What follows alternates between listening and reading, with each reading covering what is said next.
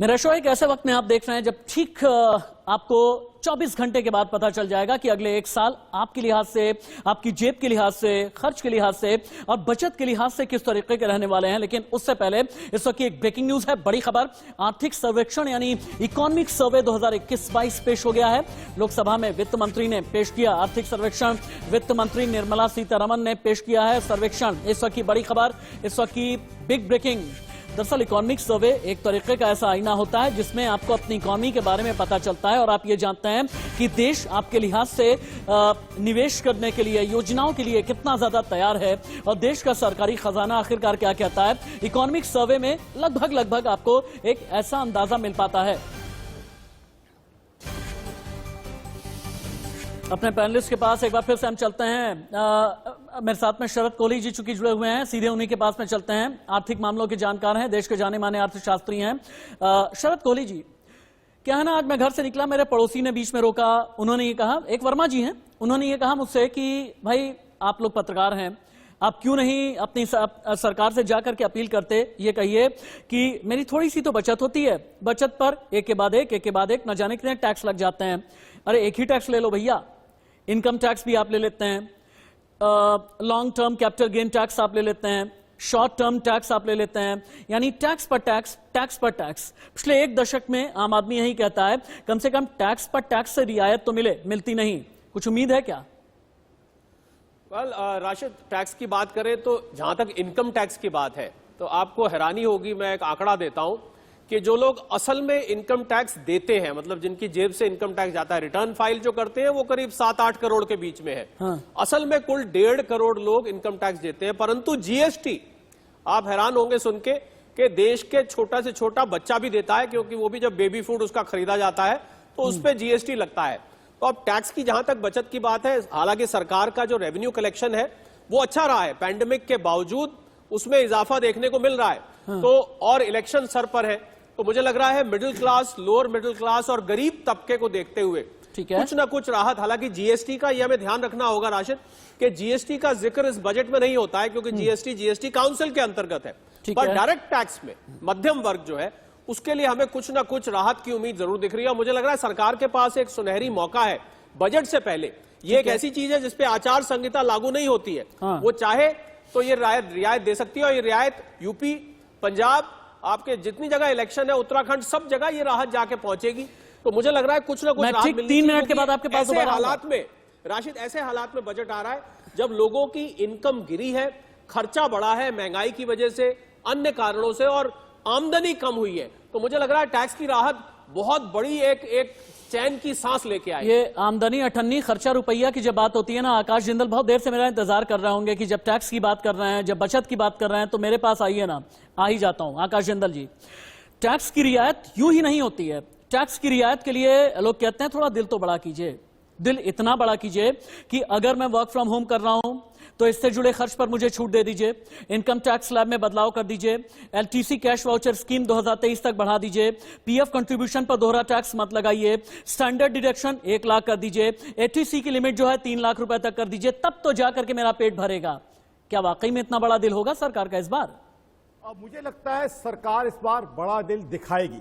देखिए, देसी भाषा का इस्तेमाल करूंगा, सबको लड्डू पेड़े चाहिए, लेकिन फाइनेंस मिनिस्टर साहिबा के पास उतने लड्डू पेड़े नहीं है आज की तारीख में।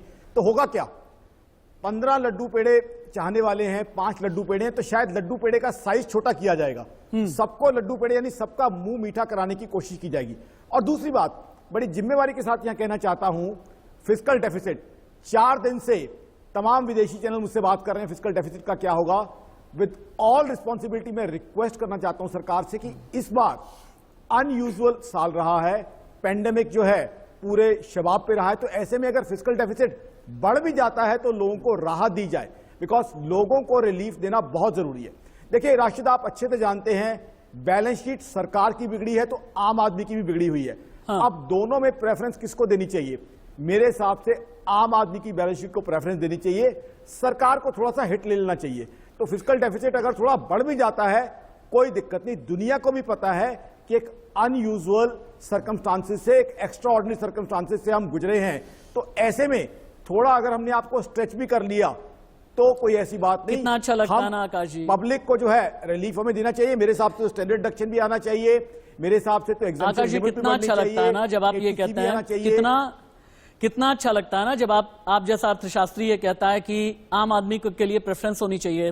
लेकिन डॉक्टर अनुराग बत्रा, अगर सन 47 से लेकर के अभी तक मैं देखूं ना, देश ने सिर्फ 6 आइकॉनिक बजट देखे हैं और 6 में से कितने प्रो पॉपुलिस्ट रहे शायद हम में और आप में से न जाने कितने लोग जानते हैं। 26 नवंबर 1947 आजाद भारत का पहला बजट, 1957 ग्रोथ धीमी करने वाला बजट, 1968 पहला संवेदनशील बजट, मोरारजी देसाई की बात, 1973 ब्लैक बजट, 1991 मनमोहन सिंह वाला उदारीकरण का बजट, 2005 में आम आदमी का बजट, 2018 में जीएसटी आने के बाद पहला बजट। क्या इस बार 2022 में कोई आइकॉनिक बजट होगा या नहीं? अगर होगा तो ये प्रो पॉपुलिस्ट होगा या नहीं? एक तो सरोकार बदल गया है। मेरा ये कहना है कि हिस्ट्री इंपॉर्टेंट है और जो इतिहास में हुआ उसको हम देखें, उससे सीखें, उसको याद रखें, लेकिन जो सरोकार है वो बदल गया है। तो मैं ये नहीं चाहूंगा कि आप तुलना करें किसी भी चीज से। ये नया दौर है, पेंडेमिक के बाद का बजट है, इलेक्शन से पहले का बजट है, स्टेट इलेक्शन से, और जैसे मैंने कहा 2024 ऐसी नीतियां सीड होंगी जिनको बीजारोपण किया जाएगा, जिनका अगले 1 साल, 1.5 साल, 2 साल में उसका एक इम्पैक्ट दिखेगा। तो मेरा कहने का बजट कि हमेशा एक बजट पॉलिटिकल स्टेटमेंट भी होता है, इस बार बड़ा पॉलिटिकल स्टेटमेंट होगा। और ये सरकार की एक बात तो है कि ये पॉलिटिकल इकोनॉमिक डिसीजंस लेती है, जैसे मैंने बोला demonetisation, GST, so on and so forth, तो कुछ ना कुछ। और हमेशा एक और बात है कि हम इस सरकार में एक प्रिडिक्शन करना, चाहे वो कैबिनेट के फेसेस हों, चाहे वो कोई और नीति हो, ये सरकार कई बार ऐसी चीजें जो ऑफ द डिस्कशन होती है, ऑफ द टेबल होती है। और मैंने बोला कि 20 साल से चर्चा चल रही है एक्सपेंडिचर टैक्स की, हो सकता आ जाए, हो सकता ना आए, मुझे नहीं मालूम। बट फिस्कल डेफिसिट पे एक बात कहना चाहूंगा। देखिए, जैसा बाकी पैनलिस्ट ने भी कहा, आकाश जी ने भी कहा कि ये एक अनयूजुअल 2 साल रहे हैं या 21 महीने रहे हैं और इकोनॉमी ने बहुत अच्छा किया है। ठीक है। सिर्फ एक ही पॉलिटिकल रिस्क है, अगर यूक्रेन पे वॉर होता है, अगर यूक्रेन पे रशिया और यूक्रेन की झड़प होती है और अमेरिका और नाटो उसमें कूदता है, तो जो फ्यूल प्राइसेस हैं, पिछले कुछ सालों में फ्यूल प्राइसेस कम रहने से भी हमारी इकोनॉमी को फायदा हुआ, स्टेट को फायदा हुआ है, स्टेट एक्सचेकर को। तो अगर फ्यूल की प्राइस ऊपर जाती है तो उससे भी सरकार का जो बचत है वो कटती है। तो इसमें ये एक दो एक्सटर्नल फैक्टर भी हैं।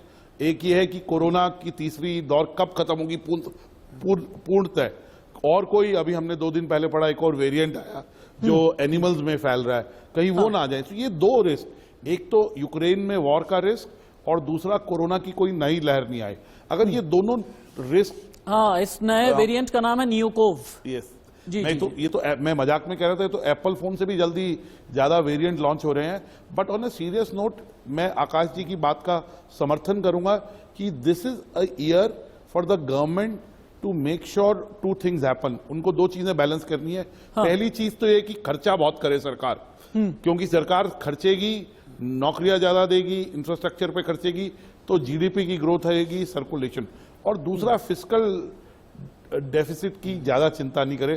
सरकार के पास अच्छी कलेक्शंस हैं, रोबस्ट कलेक्शंस हैं, वो इंप्रूव हो रही हैं, वो घट नहीं रही हैं।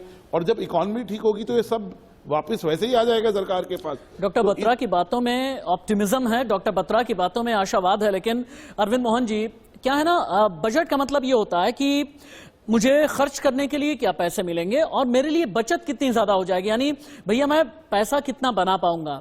जब पैसे बनाने की बात आती है ना, तो पिछले लगभग 6.25 साल में एक हिंदुस्तानी के पैसे पर 3 मार पड़ी है।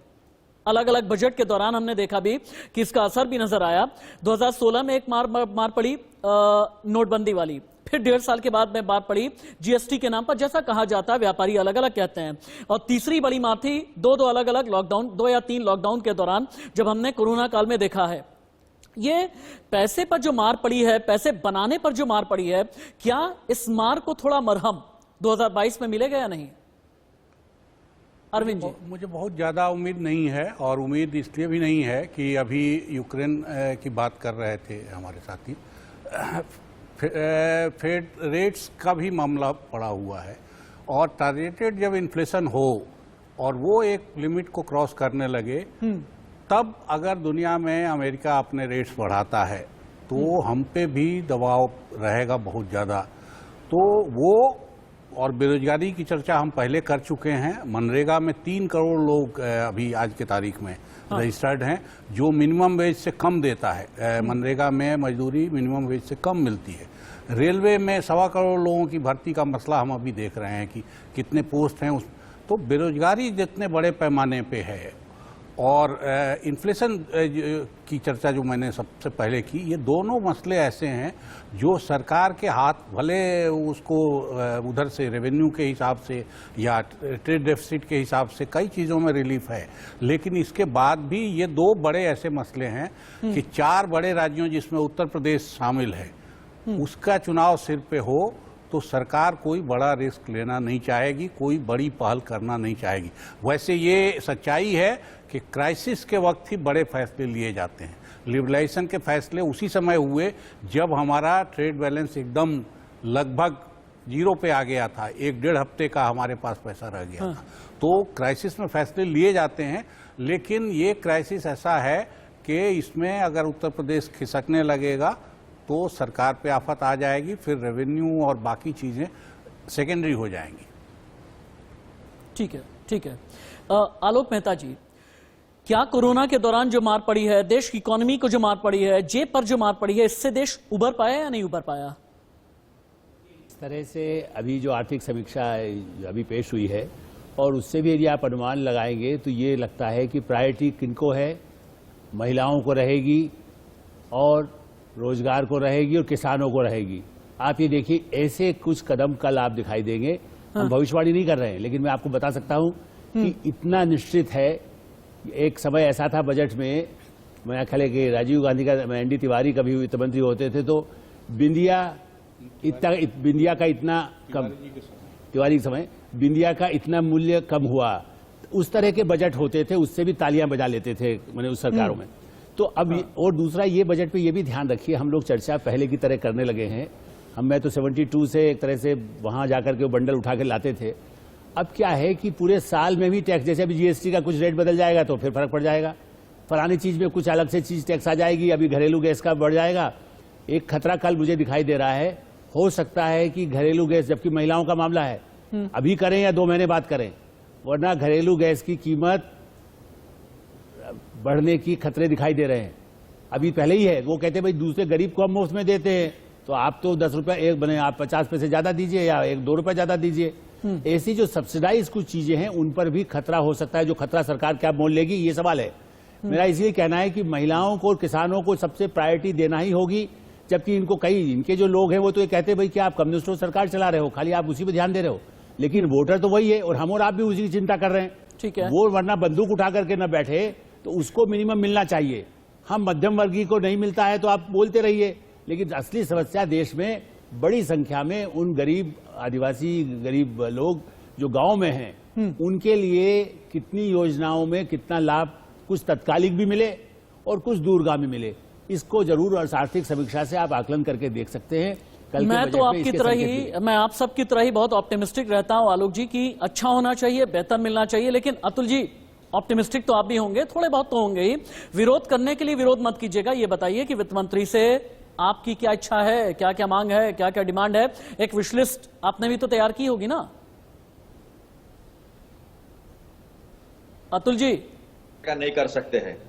और हम आप जो कह रहे हैं कि विरोध करने के लिए विरोध, तो तथ्यों को सामने रखना, अगर ये विरोध है तो विरोध ही सही। आप देखिए, कंजम्पशन, प्राइवेट कंजम्पशन यानी व्यक्ति की मांग जो है वो 97% तक नीचे आई है। केवल 20% लोगों को जो है फायदा हुआ है, जो के शेप ग्रोथ हम कहते हैं। बात वी शेप की थी। सुब्रमण्यम जी ने कहा था 10.5% जो है वो जीडीपी का ग्रोथ रेट रहेगा पिछले इकोनॉमिक सर्वे में, लेकिन वास्तविकता यह है कि -7.3 रहा है। तो अगर आप देखोगे, आंकड़ों को देखोगे, तो कर्जा जो है, जो 58% डेट टू जीडीपी रेशो था 2014 में, आज वो 90% तक आया है। तो अगर सही में इन्हें कुछ देना है, नौकरियां क्रिएट करनी है, तो पहले डिमांड क्रिएट करनी पड़ेगी, क्योंकि मांग नहीं है इसलिए उत्पादन नहीं है, उत्पादन नहीं है इसलिए इनकम, नौकरी नहीं है, नौकरी नहीं है इसलिए लोगों की खरीदी नहीं हो रही है, तो फिर प्रोडक्शन पे उसका इंपैक्ट हो रहा है। ठीक है। तो हमारा ये कहना है कि अब आप रुक 2014 जाएं। अब आप एक मिनट के लिए अतुल जी, अरुण जेटली 1 मिनट के लिए रुकिएगा, मुझे कमर्शियल ब्रेक के लिए रुकना पड़ रहा है, लेकिन कमर्शियल ब्रेक पर जाएं उससे पहले एक चीज ये जाननी बहुत जरूरी है और समझने की जरूरत है कि बजट में आम आदमी ये भी पूछता है ना, क्या महंगा हो गया, क्या सस्ता हो गया, टीवी, फ्रिज, एयर कंडीशन, इन सभी के बारे में जानना चाहता है, अपनी आम जरूरत की चीजों के बारे में जानना चाहता है और आज की तारीख में पेट्रोल डीजल के बारे में जानना चाहता है, रसोई गैस के बारे में जानना चाहता है। क्या ये कुछ सस्ता होगा या फिर नहीं?